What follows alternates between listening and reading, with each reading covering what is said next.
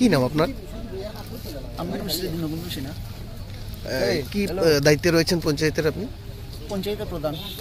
আমরা দেখতে পেলাম গতকাল রাতে একটা দুর্ঘটনায় আপনারই এলাকার একজন মারা গিয়েছে। ওনার কি নাম ছিল যিনি মারা গিয়েছে? তার নাম হলো সুদীপ দাস। সৌরভ দাস। কিভাবে দুর্ঘটনাটা ঘটেছে বলে আপনি জানতে পেরেছেন?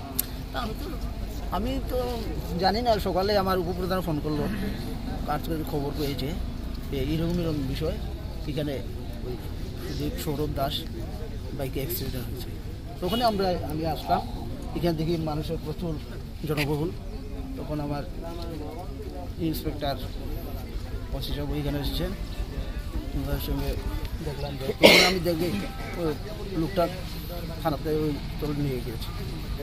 দেখে কি মনে হলো আপনার? আসলে কি সেটা দুর্ঘটনা নাকি অন্য কিছু?